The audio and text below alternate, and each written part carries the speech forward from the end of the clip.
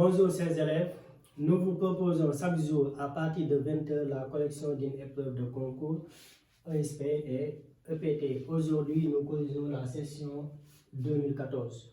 Voilà, donc sans plus tarder, petit 1, on nous demande de cocher la bonne réponse. Maintenant, nous allons calculer jusqu'à avoir la bonne réponse et nous allons cocher l'une des cases. D'accord. Maintenant, ici, comment on calcule la limite carrée envers 0 de tangente de x moins sinus x sur x cube? D'abord, première chose, il faut remplacer. Si on remplace, on peut avoir directement le résultat ou bien avoir une forme indéterminée. Donc, regardez, si on remplace x par 0, ici on a tan de 0 égale combien? Tangente de 0. Tangente de 0 égale à 0. Parce que tangente de x c'est sinus de x sur cos de x. Sinus de 0 c'est 0. Cos de 0 c'est 1. 0 sur 1 ça donne 0. Donc tangente de 0 égale 0. Et sinus de 0 aussi égale 0. Ici on remplace 0 au cube ça donne 0. Donc ici le numérateur donne 0, le dénominateur donne 0. Et 0 sur 0 est une forme indéterminée. Donc comment lever l'indétermination avec les limites de fonctions trigonométriques? On transforme la fonction jusqu'à avoir l'une des limites usuelles suivantes. C'est-à-dire, par exemple, rappel. Voilà, rappel. Donc la limite, quand x tend vers 0, le sinus de x divisé par x, ça donne toujours 1. La limite, quand x tend vers 0, de 1 moins cosinus de x sur x est égal à combien? Est égal à 0. La limite, quand x tend vers 0, de 1 moins cosinus de x sur x carré égale à combien?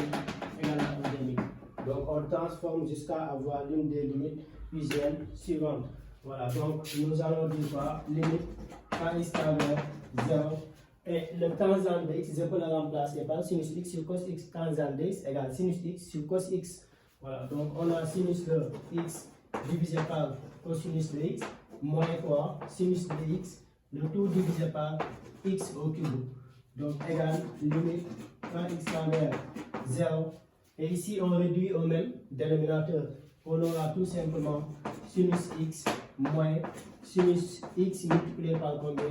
Cosinus de x divisé par le tout, je peux le faire directement. Voilà, le tout divisé par x cube multiplié par cosinus de x.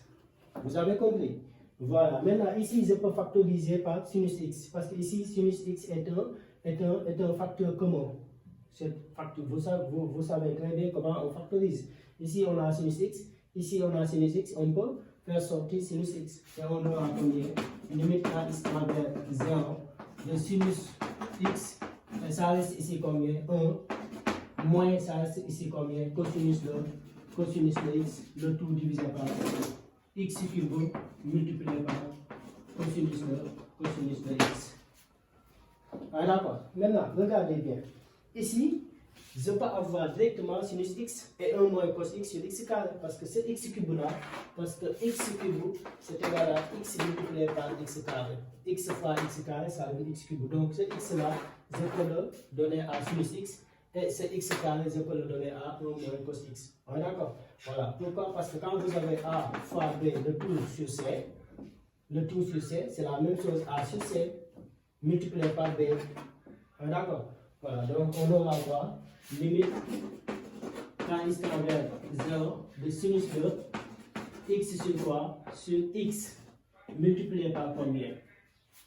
Multiplié par 1 moins cosinus de x sur quoi? Cosinus de x sur quoi? Sur x au carré. Ça c'est la même chose. C'est la même chose.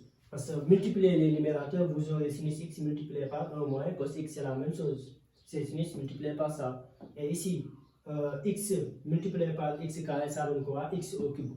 J'amène tout simplement le 1 sur quoi? 1 sur cosinus de x ici. Voilà. 1 sur cos de x. D'accord? Voilà. Si vous faites la multiplication, vous aurez cette expression. C'est la même chose. J'espère que vous avez compris.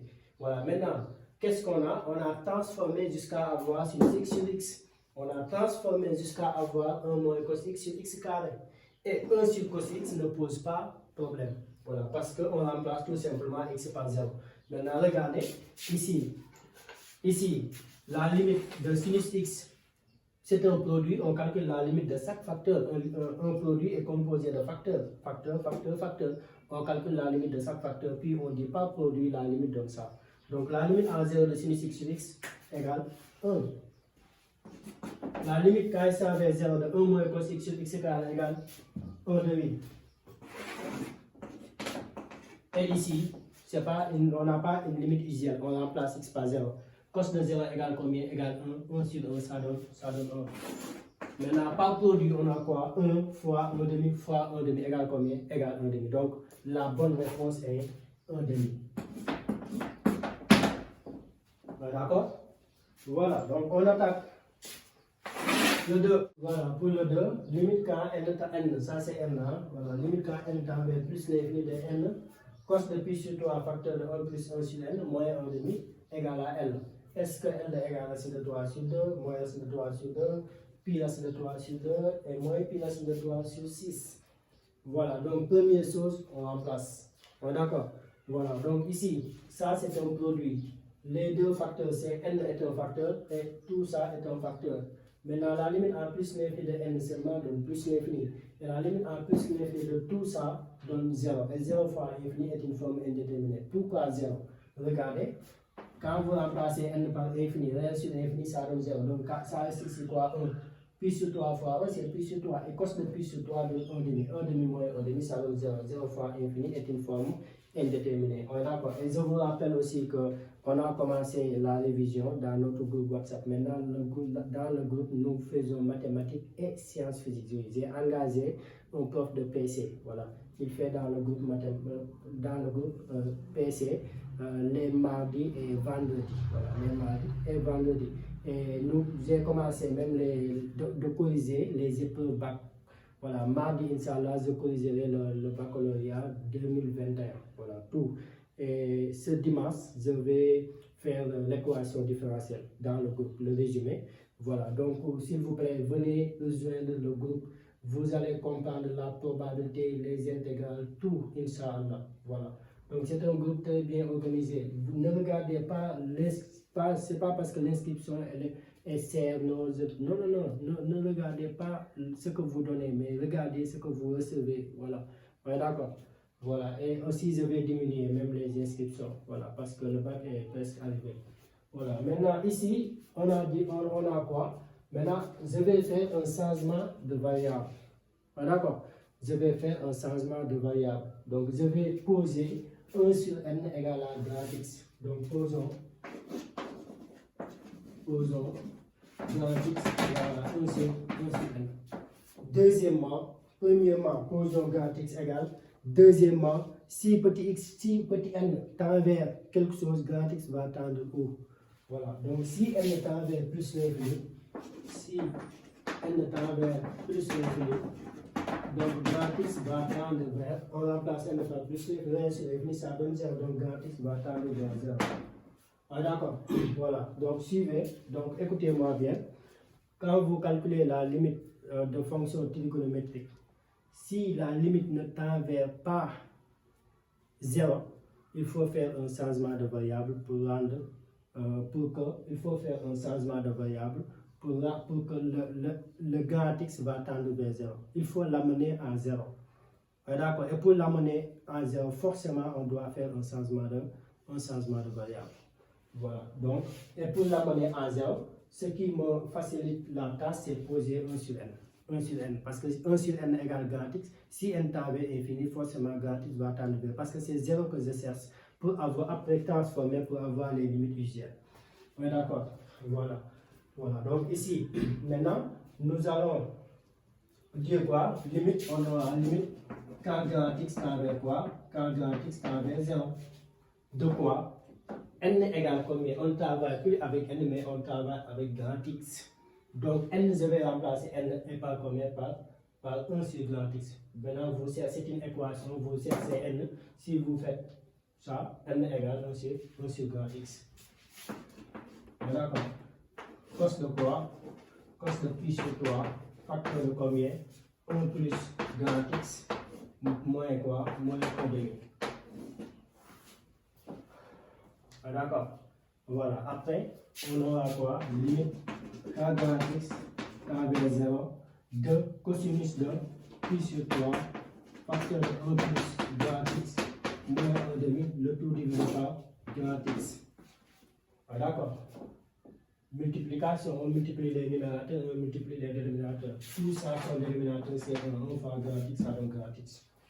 C'est la même chose. Ah, d'accord. Maintenant, limite quand grand x tend vers 0, de quoi cosinus de pi sur 3, facteur de 1 plus grand x, moins. Attention, ici, maintenant, je ne cherche pas les limites usuelles. Non, non, je passe par une autre méthode. Voilà.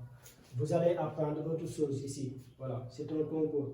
Voilà, ici, je vais remplacer 1 demi par cos de pi sur 3. Cos de pi sur 3 égale 1 demi. Ah, d'accord, 1 demi égale cos de pi sur 3. Donc on a ici cos de pi sur 3.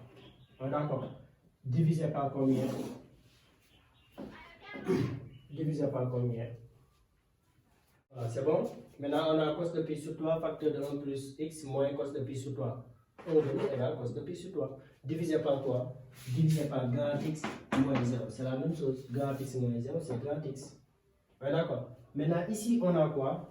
On a la limite quand il s'en va x0 de f de x moins f de x0 sur x moins x0. Regardez, je vais poser f de x égale, posons f de grand x, voilà, égale combien? Égale tout ça. C'est égal à cos de pi sur 3. Cos de pi sur 3, facteur de combien? 1 plus grand x. Voilà, c'est ça notre f de x. Donc, cette expression devient quoi? Devient limite quand grand x tend vers 0. Maintenant, tout ça, je le remplace par f de grand x. Moins f de quoi? Qu'est-ce qui donne cos de pi sur 3? Si, ici, je prends f de x. Si je remplace x par 0, regardez, je remplace x par 0, ça reste ici pi sur 3 fois 1, ça donne cos de pi sur 3. On a ici cos de pi. Donc, cos de pi sur 3 égale f de 0. Divisé par combien? Grand x moins 0. Et ça, c'est la dérivabilité en 0.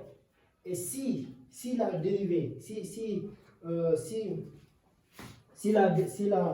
le nombre dérivé existe, donc ici c'est égal à, donc, ou bien, comment je peux l'expliquer? Si la limite à x, quand x tend vers 0 est un nombre réel, donc le nombre dérivé existe. Ouais, d'accord. Donc le nombre ici, on suppose que le nombre dérivé, parce que si x est dérivable, si f est dérivable en 0, donc tout ça est égal à quoi? Est égal à f' de 0. Voilà, c'est-à-dire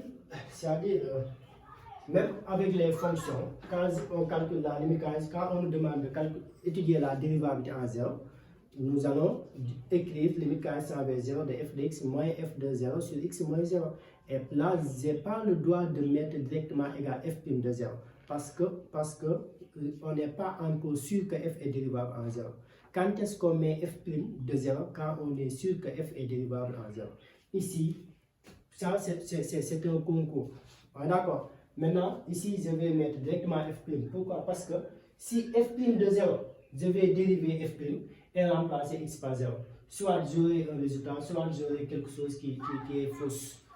Et si j'ai j'aurai quelque chose qui est faux, donc aucune de ces propositions n'est vraie. D'accord? Voilà. D'accord? Voilà. Donc ici, je vais mettre directement égal f' de 0. Maintenant, je vais calculer f' de 0. Donc avant d'avoir f' de 0, il faut avoir f' d'abord. Donc f de x d'abord égale à combien? F de x égale cosinus de pi sur 3, facteur de quoi? Je développe tout. Hein. Voilà, on aura pi sur 3 plus pi sur 3x. C'est la même chose, j'ai développé pi sur 3. D'accord. Maintenant, on va dériver. Donc f' de grand x égale. Voilà, donc la dérivée de cos x, c'est égal à moins. Ici, on a moins.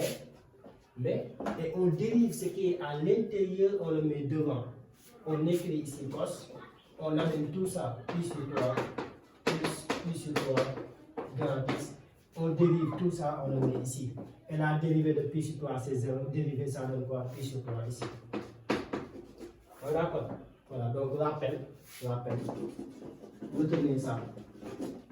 La cosinus de AX plus B, sa dérivée est égale à A seulement, oui, c'est moins A. Moins A, ici le A, on l'amène ici, moins A, sinus de, ici j'ai fait une erreur, sinus de quoi AX plus B. Ici au lieu de cos c'est sinus. Maintenant, qu'est-ce qui reste remplacé? Donc f' de 0 égale à combien? 0 remplace x par 0, ça c'est ici sinus pi sur 3. Et sinus pi sur 3, c'est la scène de 3 sur 2. On aura moins pi sur 3 multiplié par sinus de, ça sinus de pi sur 3, c'est la scène de 3 sur 2. D'accord? Donc égal à combien? Égal, ça donne moins racine de 3 moins pi, ça donne moins pi, racine de 3 divisé par 6. 3 fois 2, ça donne 6. Ici, c'est 6 au lieu de 3. Voilà, c'est 6. Pourquoi c'est ça? Voilà, donc 0 temps. Voilà, parfois, on peut vous donner directement une limite et vous saurez directement que on a l'expression sous la forme f de x0 moins f de x moins f de x0 sur x moins x0. Dans ce cas, calculez directement f' de x0. Voilà, donc ce n'est pas la peine de vérifier. Calculer, c'est un concours. Si vous calculez f', vous aurez quelque chose. Voilà. Si vous n'aurez pas quelque chose, ça c'est que on n'a pas, c'est impossible, on n'a pas une réponse. Et vous ne causez rien. Voilà, c'est simple. Qu'est-ce que vous n'avez pas compris ici? Voilà, donc pour les élèves qui sont dans le groupe, voilà, eux, ils peuvent poser des questions parce que je vais photographier tout ça et mettre ça dans le groupe. Voilà, et nous allons réexpliquer un par un. Voilà. Pour le 3, f de x égale x moins 1 sur x carré moins 2x plus 2. Voilà, donc la courbe représentative de f admet-elle un axe de symétrie, centre de symétrie, asymptote oblique, asymptote vertical. Voilà quoi. Voilà, donc dans ce cas, nous allons étudier la fonction. Je vais déterminer le domaine de définition, je vais calculer les limites aux bornes et je vais regarder est-ce que la fonction admet un asymptote oblique ou bien asymptote vertical. Je vais regarder ces deux d'abord. Et pour regarder ces deux, il nous faut obligatoirement la limite de la fonction. Et pour les limites, il nous faut le domaine de définition de la fonction. Et ici, le domaine de définition de la fonction, nous allons dire f de x existe si et seulement si x carré moins 2x plus 2 différent de 0. Donc ici, x va différent de la valeur 1. Voilà quoi. Regardez, vous pouvez chercher delta. Voilà, donc ça c'est x moins 1 de tout au carré. Voilà, ça c'est x moins 1, non pas x moins 1 de tout au carré. X moins 1 au carré c'est x carré moins 2x plus 1. Voilà, donc nous allons poser ça égale 0, c'est delta. Voilà, nous posons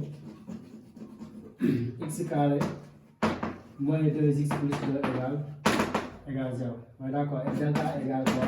4 moins 4ac. A c'est 1 et c c'est combien? Donc delta égale combien?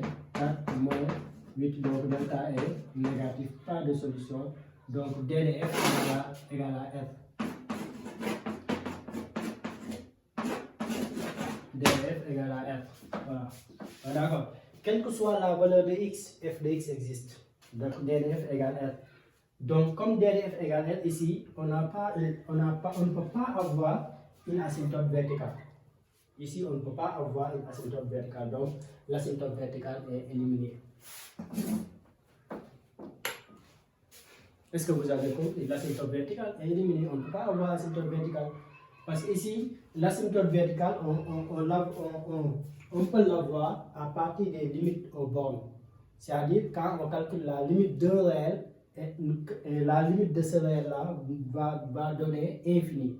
Donc, on a asymptote verticale. Mais ici, on ne peut pas avoir la limite d'un réel parce qu'on n'a pas privé de quelque chose.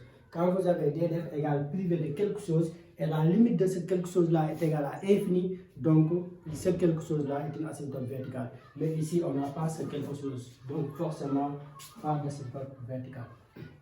Et pour l'asymptote oblique, oui, on peut avoir l'asymptote oblique. comme on peut ne pas avoir l'asymptote oblique, parce que l'asymptote oblique s'obtient en calculant la limite à moins l'infini.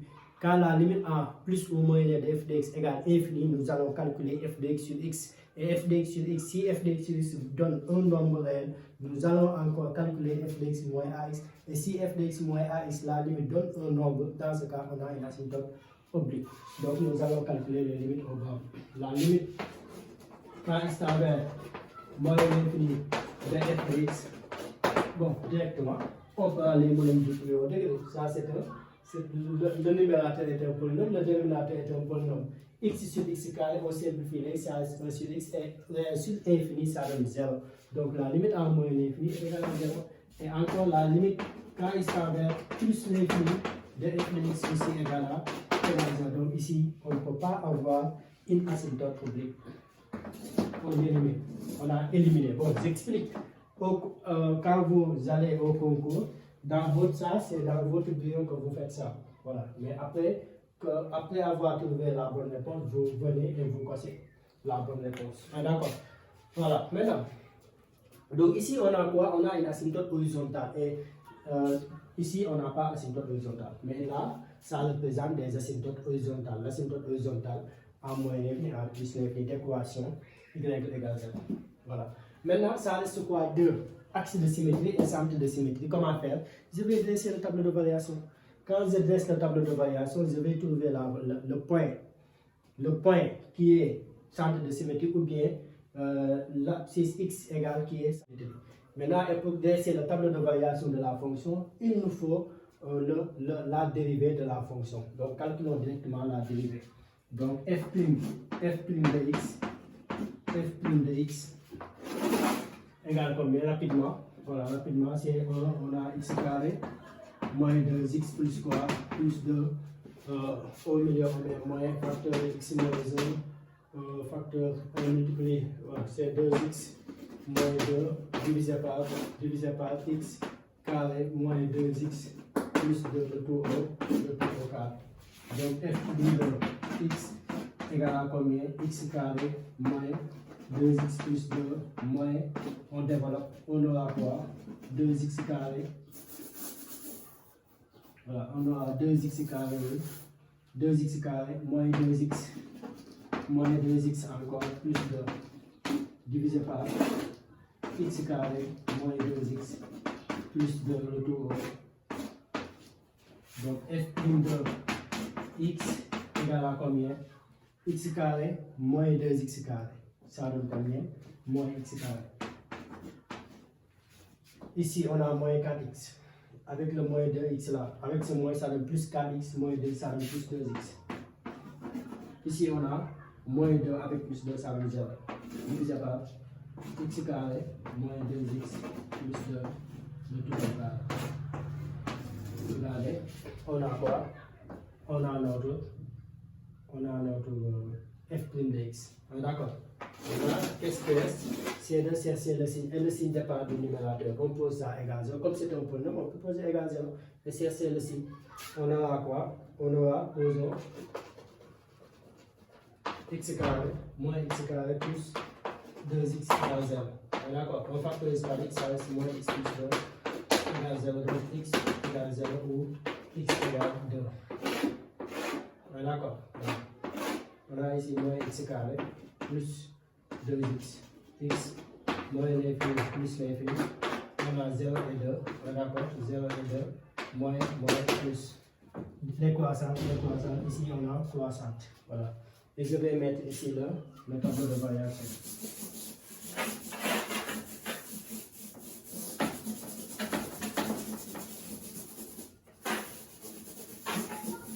Voilà. Je vais mettre le tableau de variation. Voilà, on a ici x, on a ici f' de x, on a ici f moins l'infini plus l'infini. 0 et quoi? 0 et 2. D'accord? Moins, plus, décroissante. Les limites 0, 0. D'accord?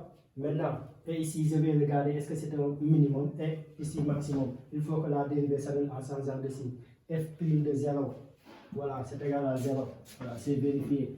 f' de 2, 4, 4, voilà, 0. Après ici, on calcule f de 0. Où est la fonction? On la place ici, on trouve moins 1 demi. On a ici moins 1 demi.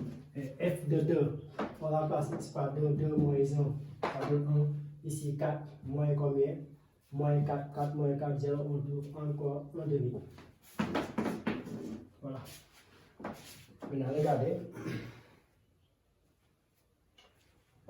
Ici, entre moins 1 demi et 1 demi, j'ai quelle valeur ici? J'ai 0. Ah, d'accord. Ici, j'ai 0 ici. Entre moins 1 demi et 1 demi, j'ai ici 0. Ah, d'accord.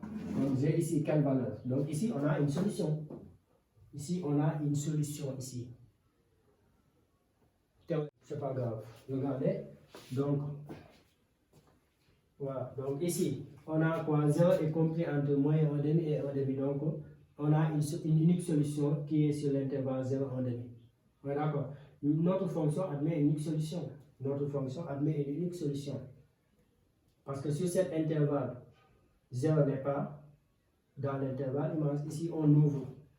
Ici, 0 n'est pas ici. On a seulement 0 ici. Donc, f de x égale 0 admet une unique solution alpha. Comme ça. D'accord. Maintenant, vous prenez le point A, de coordonnées alpha et 0.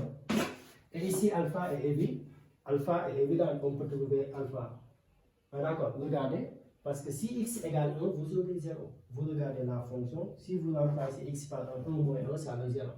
Ici, ça donne un nombre. 0 sur un nombre, ça donne 0. Donc, notre alpha là, c'est égal à 1. Notre solution est égale à 1.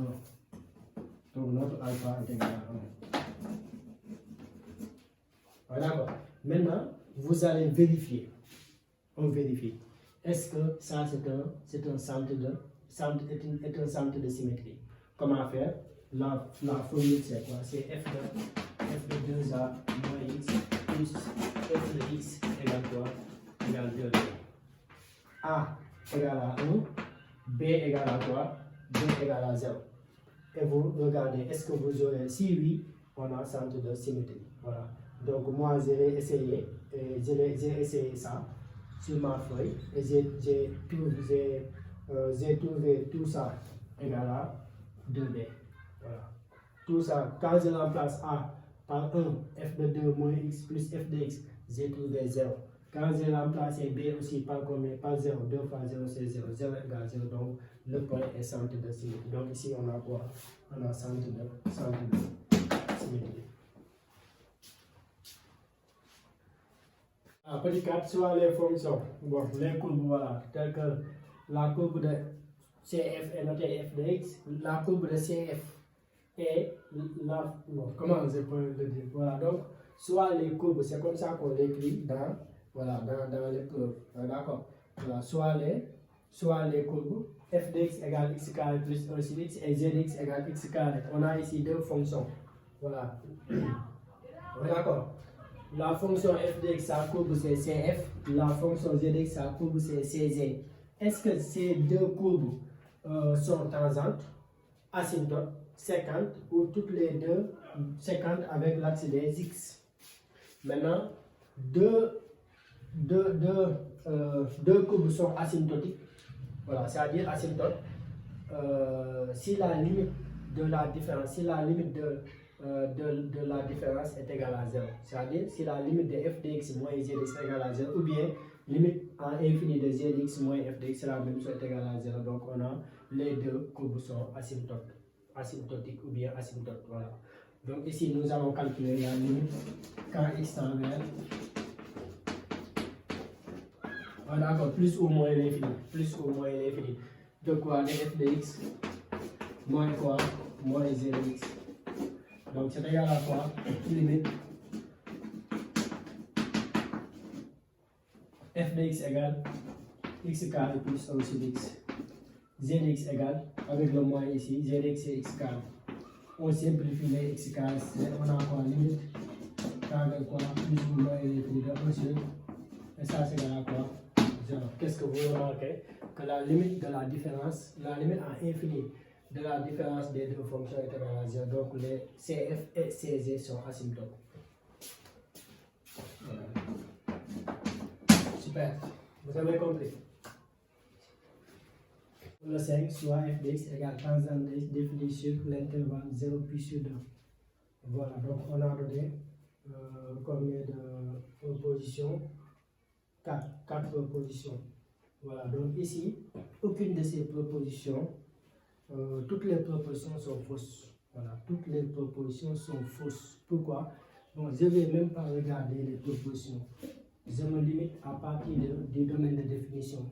Voilà, parce que le domaine de définition n'est pas... Parce que ici, on a dit quoi? La fonction est définie sur 0 pi sur 2. On a fermé en pi sur 2, cela veut dire que pi sur 2 fait partie du domaine de définition. Et tangente de pi sur 2 n'existe pas. Voilà quoi, tangente de pi sur 2 n'existe pas. Donc je continue par aucune de ces propositions. Toutes les propositions sont fausses. Vous ne cassez rien du tout. Vous laissez comme ça et vous allez sur la question suivante. Ici, on a fermé en pi sur 2. Cela veut dire que pi sur 2 fait partie du domaine de définition, alors que tangente de pi sur 2 n'existe pas. Voilà. Pour le 6, z de x égale x moins cos de x. Là, le domaine de définition, c'est 0 pi sur 2. L'équation z de x égale 0 admet sur i aucune solution. Une racine égale solution. 2 racines, 3 racines. Donc, pour cela, je dresse le tableau de variation de la fonction. Vous pouvez ne pas dresser le tableau de variation. Voilà, regardez la monotonie. Regardez la monotonie et aussi calculer l'intervalle image de 0 pi sur 2 et regardez est-ce que 0 est dans l'intervalle image. Voilà, mais la méthode générale c'est de dresser le tableau de variation. Voilà, donc ici on a z de x égale à x moins cosinus de x. Voilà, la fonction est définie sur 0 pi sur 2. Voilà, donc d de z égale à quoi? D de z égale 0 pi sur 2. D'accord. Deuxièmement, je vais calculer les limites aux bornes. Voilà. Limite quand ça va 0 de z de x. Voilà. C'est égal à z de 0. Pourquoi? Parce que 0 fait partie du domaine de définition. Quand x0 est dans le domaine de définition, calculer limite quand ça va x0, c'est la même chose calculer f de 0. F de x0. Ici, on va calculer z de 0. 0, cos de 0 égale à 1, on obtient moins 1. Et la limite correspond de pi sur 2 de z de x aussi, c'est égal à z de pi sur 2. Vous remplacez, ici vous avez pi sur 2, cos de pi sur 2 c'est 0, on trouve pi sur 2. D'accord. Troisièmement, nous allons calculer la dérivée. Voilà, donc z prime x, la dérivée de x c'est 1, la dérivée de cos x c'est moins sinus x, avec ce moins on obtient plus sinus x. Voilà. Et ici, quel que soit x appartient à l'intervalle 0 pi sur 2, z prime de x est positif. D'accord, donc z est strictement croissant. 1 plus sinus de x est positif sur cet intervalle. Sur 0 pi sur 2, regardez. On a ici 0, on a ici pi sur 2. Voilà. On a ici moins pi sur 2. Ça c'est 0 jusqu'à pi sur 2.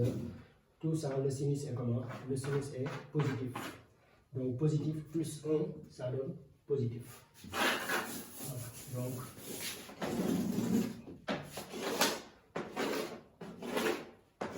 x, z de x, z. 0 pi sur 2, positif. On a trouvé moins 1. Ici, on a trouvé combien? Pi sur 2. Voilà. On a trouvé pi sur, cos de pi sur 2, c'est 0. Voilà, pi sur 2. Maintenant, regardez. Sur l'intervalle 0 pi sur 2, z est continue strictement croissante. Donc, elle réalise une bisection de 0 pi sur 2 vers moins 1 pi sur 2. De plus, 0 est dans l'intervalle image. 0 est ici. Comme 0 est ici, donc il existe une unique solution notée alpha qui appartient sur l'intervalle 0 pi sur 2. Donc on a quoi? On a une unique solution, ça c'est une racine. On a une seule racine. D'accord, voilà. On a zx égale 0. Vous regardez tout simplement est-ce que 0 est dans l'intervalle image. Sur 0 pi sur 2, 0 est dans l'intervalle image. Donc on a une unique solution. C'est fini. Voilà, petit 7, l'intégrale i égale vaut combien?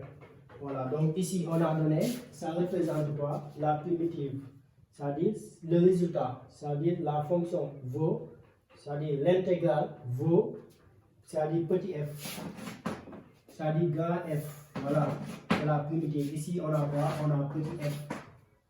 D'accord, c'est-à-dire quand on fait l'intégrale, ce qu'on va trouver représente la primitive. Donc ici on a quoi? C'est une intégrale sans borne. D'accord. Maintenant, si on nous a donné grand f, nous allons tout simplement dériver grand f. Si la dérivée donne cette fonction, donc grand f est la fonction qu'on cherche. D'accord. Donc ici on a dit l'intégrale de ça et vaut.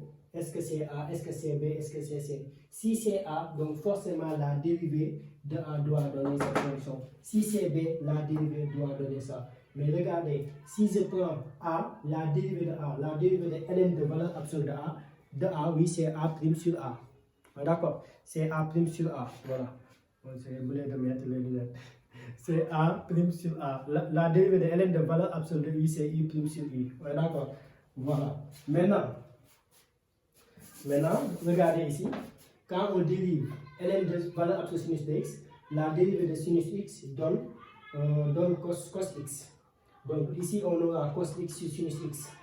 D'accord, et cos x sur sinus x, c'est tangente de x. Donc la fonction n'est pas, parce que la dérivée de cette fonction ne donne pas ça. D'accord, parce qu'ici, on a tan x, la dérivée donne tan x seulement. Et ici, moins, même chose, on aura moins tan x. Et ici, donc ça doit être C ou D. Et pour le C, on a un signe moins devant. Et ici, on n'a pas. Ici, quand on dérive, la dérivée de cos x, c'est moins. Voilà. Donc, ça doit être C ou D. Donc, vous dérivez C ou bien D. Si vous dérivez, l'essentiel, c'est que vous allez trouver cette fonction. Si vous trouvez cette fonction, ce sera la fonction que vous cherchez. D'accord. Donc, moi, je vais prendre D. Donc, pour le D, on a quoi? On a I égale ln de valeur absolue de cosinus de 1 sur x b de x. Voilà. Si je ne trouve pas cette fonction, je vais laisser regarder une autre fonction et je fais sa dérivée. D'accord. Voilà. Donc, la dérivée, c'est I'. Donc, la dérivée de ln de valeur absolue de I, la dérivée, ce n'est rien d'autre que I' sur I. Ici, on a U, donc on a cosinus de 1 sur x, on dérive ça, on dérive, divisé par cosinus de 1 sur x. D'accord. Maintenant, I' égale à combien? La dérivée de cos de quelque chose, vous dérivez ce quelque chose et vous le mettez devant. Donc, ce quelque chose, c'est quoi? C'est 1 sur x. Cos de quelque chose, c'est 1 sur x. Maintenant, la dérivée de 1 sur x, c'est moins 1 sur x carré.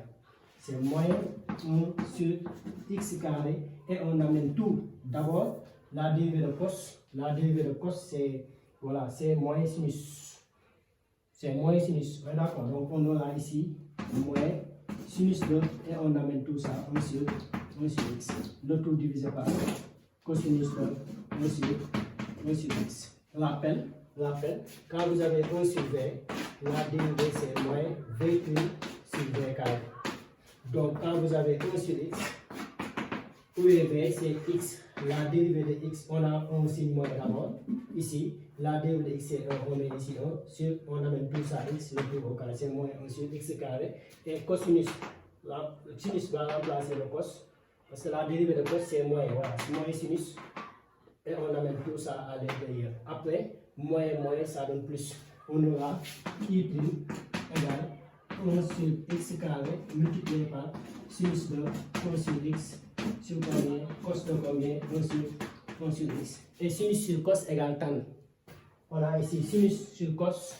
Donc I' égale quoi? Égale 1 sur x carré fois tangente de quoi? De 1 sur x. C'est la même chose, tangente de 1 sur x sur x carré.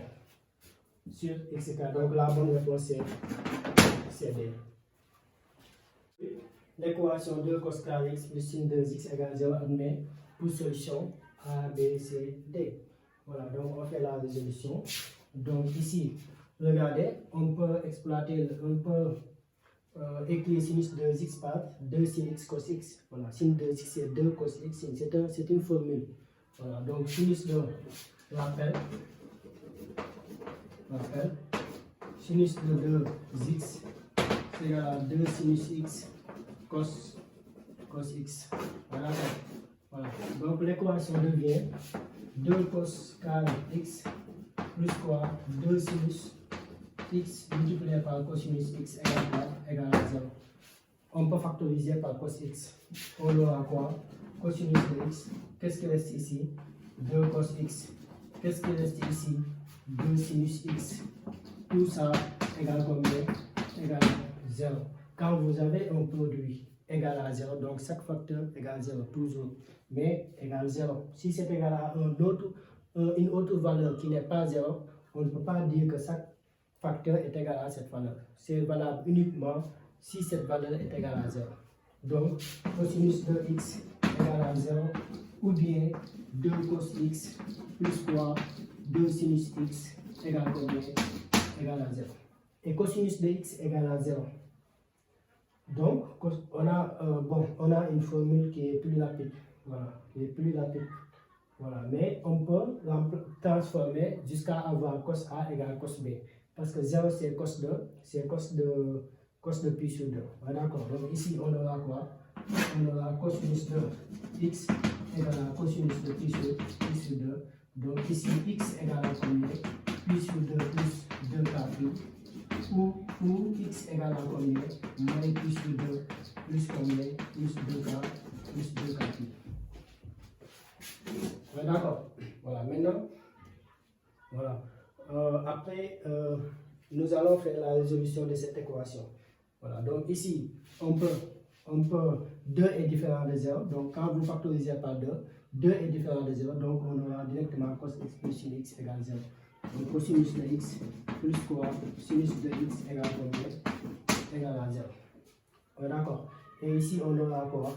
On aura cos de x plus, quand vous avez a cos x plus b sinus x, tout ça égale à quoi? C'est égal à racine carrée de a carré plus b carré cosinus de x moins alpha. Cosinus de x moins alpha. Voilà, cosinus de x moins alpha. Comment déterminer alpha? Parce que cosinus de alpha est égal à a sur racine carrée de a carré plus b carré. Sinus de alpha égale quoi? B sur racine carrée de a carré plus b carré. Voilà, écrivez ces formules. Voilà, donc ici on aura combien? Parce que a égale 1, b égale à 1. Nous aurons tout simplement racine carrée de 2. Racine carrée de 2, cosinus de quoi? Cosinus de x moins. Maintenant, nous allons prendre quelle valeur ici? Maintenant, nous allons déterminer alpha. Parce qu'on a dit tout à l'heure que cosinus de alpha va donner quoi? A, c'est 1. Ici, c'est 1 sur racine de 2. Et sinus de bêta, sinus de alpha égale à combien? B égale à 1 ici. C'est 1 sur racine de a carré plus b carré. On a racine de 2. C'est racine de 2 sur 2 racine de 2. Quel est l'angle dont le cos et le sinus donnent en même temps racine de 2 sur 2? C'est pi sur 4.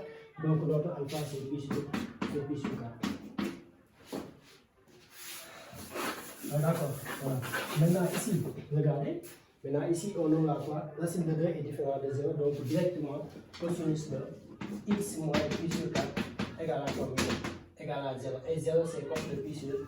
Donc on a cos A égale cos B. Et cos A égale cos B, on aura quoi? On aura, je vais effacer ici.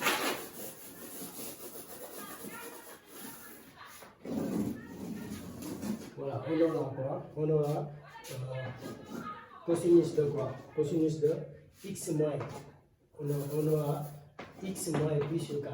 X moins pi sur 4 égale pi sur 2 plus 2k pi. Voilà, d'accord. Ou bien quoi? X moins pi sur 4 égale à moins pi sur 2 plus 2k pi. Voilà. Après, là-bas, x égale combien? X égale, ici vous transposez, vous aurez pi sur 2 plus pi sur 4. Pi sur 2 plus pi sur 4. Vous multipliez ici par 2, on aura 3 pi sur 4. Plus quoi? 2k pi. Voilà, j'ai évité les cas particuliers. Ici, je pourrais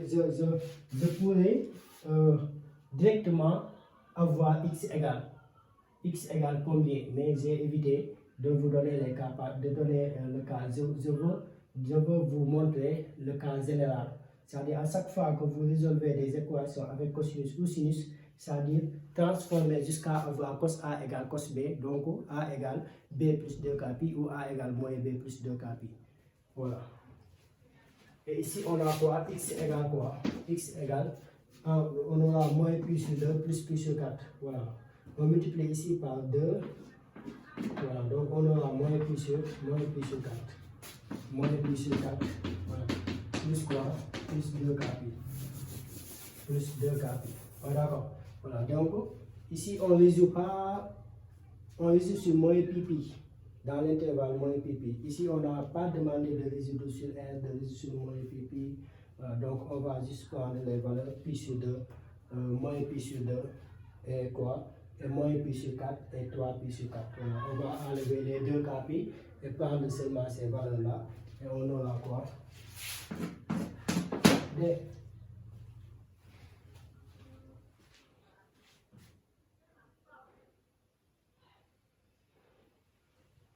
Voilà. Pour le 9, si oméga différent de 1 est une racine énième de l'unité, calculez S. Voilà, bon, voilà. Est une racine, voilà, est une racine de l'unité.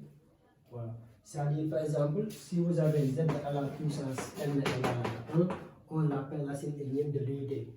Si ici on a un nombre complexe, soit on a un nombre complexe, soit on a quoi? 1.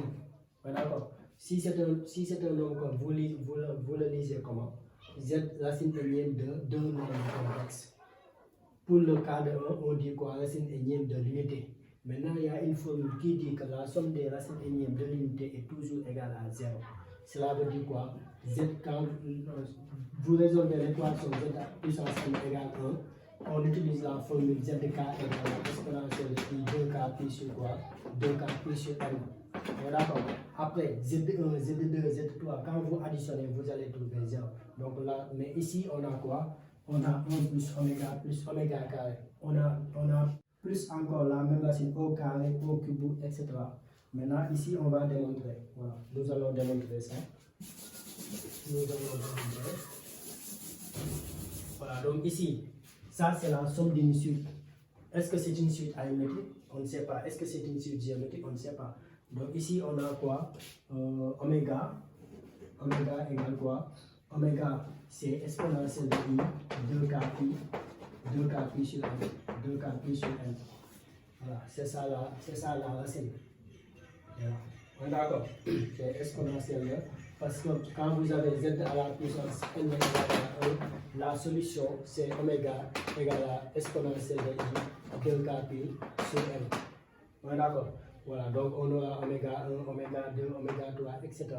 Maintenant, nous allons démontrer que oméga est une suite,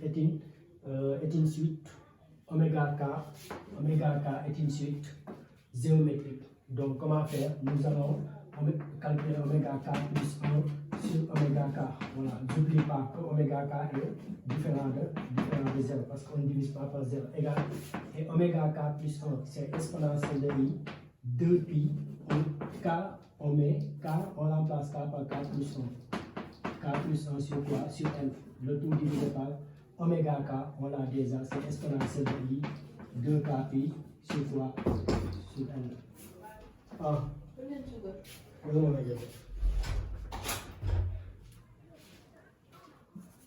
Je reprends. L'objectif c'est de montrer que oméga K est une suite géométrique. Si oméga k est une suite géométrique, donc la somme S est égale à quoi? Premier terme, 1 moins la raison à la puissance nombre de termes sur 1 moins la raison. D'accord? Parce que S c'est une somme. D'accord? Est-ce que la somme est composée d'une suite arithmétique ou bien d'une suite géométrique? D'accord? Voilà. Donc ici on a quoi? Donc je reprends encore. Quand vous avez S égale à U1 plus U2 plus U3 plus jusqu'à U100. Pour calculer la somme, nous allons regarder est-ce que les U, est-ce que le U est une suite, est-ce que UN, parce que ici c'est les U1, U2, est-ce que UN est une suite arithmétique ou bien une suite géométrique? Voilà, c'est ce qu'on va faire ici. Est-ce que oméga est une suite géométrique ou arithmétique? Bon, ici ça doit être une suite géométrique. On a ici quoi? Ici on a exponentielle de I, 2, on multiplie, on a 2 pi. 2pi sur n, 2 pi, on multiplie d'abord, bon, vous n'allez pas comprendre, attendez, exponentielle de i, 2k pi, voilà, 2k pi sur n, multiplié par exponentielle de i, 2 pi sur n, voilà, le tout divisé par quoi? Exponentielle de i, 2k pi sur quoi? 2k pi sur n, on simplifie, et ça reste quoi? Exponentielle de i, 2 pi sur n. Voilà, donc on a quoi? Un nombre réel. Ça c'est un nombre, donc oméga k est une suite géométrique. Donc ça c'est la somme d'une suite géométrique. Donc S est la somme. Donc S est la somme d'une suite géométrique. D'accord? Donc S donc égale à combien? S égale à oméga 0 multiplié par 1 moins la raison. La raison c'est exponentielle de i, 2 pi sur n à la puissance nombre de termes. Le nombre de termes, vous prenez n plus 1 moins quoi? On met le nombre de termes. D'accord? Le nombre de termes c'est n moins 1. Ici c'est 0 parce que ça commence à partir de 0, 1, 2, et ainsi de suite. Donc n moins 1 c'est n moins 1 moins 0 plus 1. Et nous allons trouver n. D'accord, divisé par quoi? 1 moins exponentielle de i2 pi sur n. Voilà, donc S égale à combien? Oméga 0 c'est égal à combien? C'est égal à 1. Oméga 0 égale à 1. C'est 1 multiplié par, regardez ici. On peut simplifier les deux n parce que quand vous avez exponentielle de a b, c'est égal à exponentielle de ab. Donc ici, quand le n entre ici, n divisé par n, on simplifie, ça reste en haut. 1 moins exponentielle de i 2 pi sur combien? Sur 1 moins exponentielle de i 2 pi sur n, donc égal. Et exponentielle de i 2 pi, exponentielle de i 2 pi c'est cos de 2 pi plus quoi? I sinus de 2 pi. D'accord. Et cos de 2 pi égale quoi? C'est cos de 360 degrés. D'accord, c'est égal à 1. Et sinus de 2 pi égale combien? Égale 0. Donc ici, on a quoi? On a 1. Donc 1 moins 1, ça donne 0. 0 sur ça, on dit 0. Donc la bonne réponse. Voilà, pour déterminer l'ensemble des points du plan comme vérifiant. Voilà. Donc ici, on pose z égale à x plus y, z égale à x plus y. Donc on remplace z par x plus y. On aura x plus y moins 1 inférieur à x plus y moins quoi? Moins i. D'accord. X représente la partie réelle, y représente la partie imaginaire. Donc ici, on a x moins 1 plus y inférieur à quoi?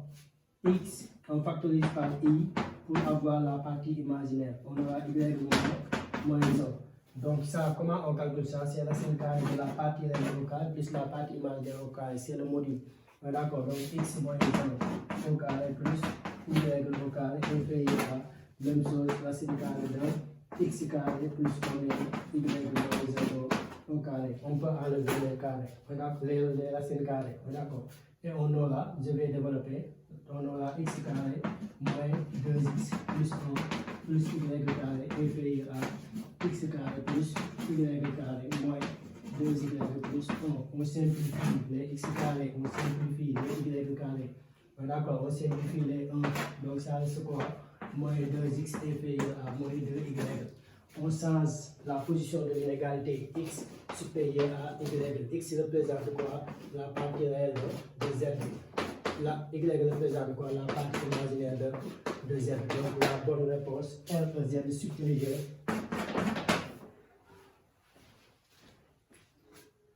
La valeur approchée à 10 puissance moins 3 près de Voilà, racine de 3, racine de 25 est égal à, voilà. Donc voilà, ça c'est racine cubique de 25. Voilà, racine cubique de 25. Donc nous allons faire comment? Nous allons utiliser la machine. Donc racine cubique de 25, c'est racine cubique de 5 à la puissance 5 au carré, c'est 25. On est d'accord? 25, c'est 5 au carré. Maintenant, quand vous avez A, racine de quoi? Racine de, par exemple, ici j'ai C, ici j'ai A, B, puissance B. Pour éliminer la racine carrée, on met A, B divisé par C. Donc ici c'est égal à quoi? 5. Ça c'est notre B. D'accord, ça c'est notre C. On aura 2 à la puissance 2 tiers. D'accord. Et nous allons calculer 5 à la puissance 2 tiers sur la machine. Donc on met 5. On met parenthèse, 5 divisé par 2 divisé par 3. Voilà, 2 divisé par 3. On ferme la parenthèse, c'est égal à 2,924. On dit 3 chiffres après la virgule, 10 puissance moins 3. Donc on prend 2,924. 2,924. Voilà. Pour la question suivante, 12, limite quand n tend vers plus l'infini de a puissance n sur factoriel n. Ça, c'est le factoriel n. Donc c'est égal à limite quand n tend vers plus l'infini de a à la puissance n. Factoriel n, c'est n moins 1 multiplié par n moins 2 multiplié jusqu'à multiplié par 1. D'accord, donc factoriel 5, c'est 5 fois 4 fois 3 fois 2 jusqu'à 1. Factoriel 10, vous descendez 1. Vous descendez jusqu'à 1, multiplication, c'est ça factoriel, ouais, d'accord. Maintenant ici on prend les monomes du plus haut degré. Ici le monome du plus haut degré c'est quoi? C'est a puissance n. Ouais, d'accord, bon, vous écrivez limite, hein? C'est a puissance n, j'explique. A puissance n, et ici c'est n puissance n. Parce que c'est n fois n fois n fois n. On aura n puissance n.